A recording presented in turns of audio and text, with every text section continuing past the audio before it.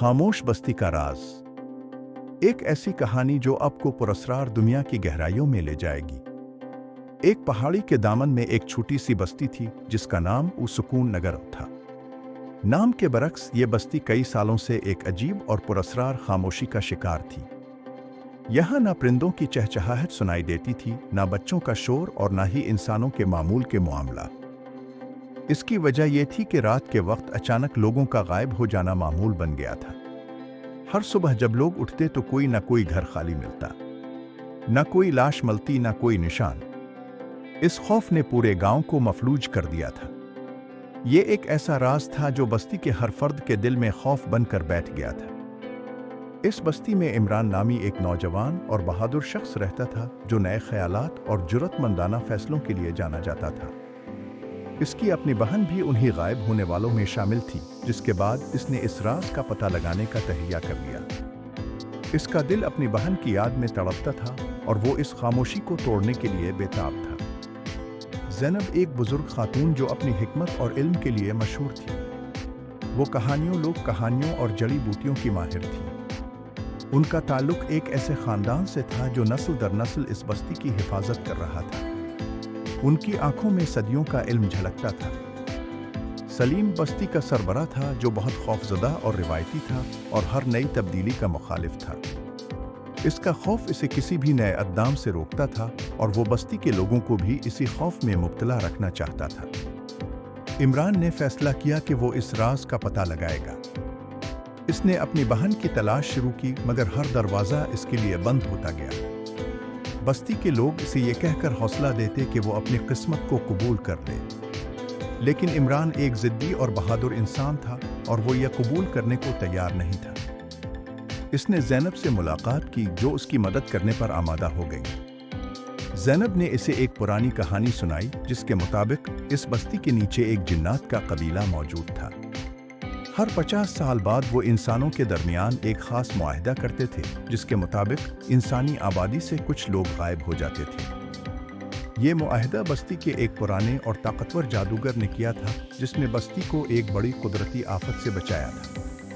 اس معاہدے کی وجہ سے جادوگر کی اولاد کو اس کی خبر ملتی رہتی تھی۔ زینب اسی جادوگر کی اولاد میں سے تھی۔ عمران نے جنات کے علاقے میں جانے کا فیصلہ کیا جو ایک سرنگ کے ذریعے بستی کے قریب ایک جنگل میں کھلتی تھی۔ اس کے پاس ایک قدیم نقشہ تھا جو زینب نے اسے دیا تھا۔ عمران اور زینب سرنگ کے دہانے پر پہنچے، مگر وہ دونوں ہی ایک دوسرے کے ساتھ جانے سے ڈر رہے تھے۔ آخر کار زینب نے ایک خاص دعائیہ پڑھ کر اس سرنگ کو کھولا اور عمران کو ایک خاص طلسم دیا جو اسے جنات سے بچا سکے۔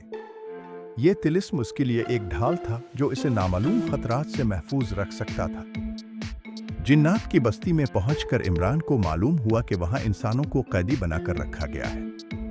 وہاں ایک اور عجیب بات تھی، وہاں کوئی بولتا نہیں تھا بلکہ سب ذہنوں کے ذریعے ایک دوسرے سے بات کرتے تھے۔ یہ ایک خاموش دنیا تھی جہاں الفاظ کی ضرورت نہیں تھی۔ اس نے وہاں اپنی بہن کو دیکھا مگر وہ پہچان نہیں پا رہی تھی کہ وہ کون ہے۔ اس نے اس کی بہن کو آزاد کرانے کی کوشش کی مگر وہ بے بس تھا۔ اس کی بہن کی آنکھوں میں ایک خالی پن تھا جیسے اس کی یادیں چھین لی گئی ہوں۔ عمران جنات کے سردار سے ملا اور اسے اپنے ارادے سے آگاہ کیا۔ جنات کے سردار نے اسے بتایا کہ انسانوں کے غائب ہونے کی وجہ یہ تھی کہ وہ بھول چکے تھے کہ امن کس طرح برقرار رکھا جائے۔ ان کی یادیں ہی ان کی کمزوری بن چکی تھیں۔ اس نے عمران سے کہا کہ اگر وہ ان کے ساتھ لڑے تو ان کا مقابلہ نہیں کر پائے گا۔ اس کے لیے اسے ایک خاص جادوئی ڈھال اور تلوار کی ضرورت ہوگی جو اسے ایک قدیم مزار سے مل سکتی تھی۔ عمران نے یہ چیلنج قبول کیا اور اپنی بہن کی رہائی کے لیے یہ فیصلہ کیا۔ عمران مزار پہنچ کر ایک خاص ڈھال اور تلوار لے آیا، جس کے بعد وہ دوبارہ جنات کے علاقے میں داخل ہوا۔ یہ ڈھال اور تلوار قدیم جادو سے بھری ہوئی تھی جو اسے ایک نئی طاقت بخش رہی تھی۔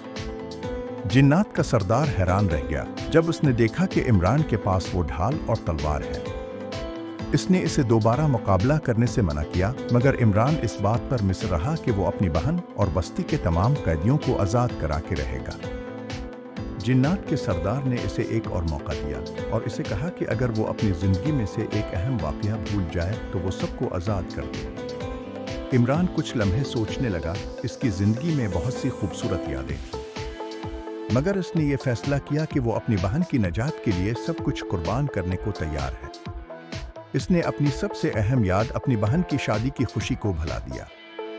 ये एक मुश्किल फैसला था, मगर उसने अपनी मोहब्बत की खातिर ये कुर्बानी दी। जब वो बस्ती में वापस आया तो सब लोग खौफजदा थे। सलीम ने इसे बस्ती के सरबराह की हैसियत से सजा देने का फैसला किया, मगर ज़ैनब ने इसे रोक दिया। इमरान ने लोगों को बताया कि अगर वो अपनी यादें भुला दें तो उनके गायब होने वालों को आज़ाद कर दिया जाएगा। ये सुनकर बस्ती के लोग हैरान और खौफजदा हो गए। इमरान ने लोगों से कहा कि उनकी यादें तो वापस आ सकती हैं, मगर उनके रिश्तों को वापस नहीं लाया जा सकता। आखिरकार इमरान ने इन सब को एक खास दुआ और तिलिस्म से यादें वापस दिलवा दें। बस्ती में एक नई उम्मीद की किरण जागी।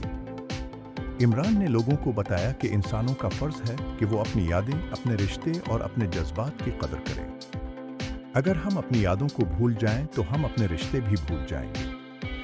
इसके बाद बस्ती में दोबारा से हंसी खुशी और जिंदगी की रौनकें लौट आईं। इमरान ने अपनी जिंदगी में बहुत कुछ सीखा और उसने ये वादा किया कि वो अपने रिश्ते और यादों को कभी नहीं भुलाएगा।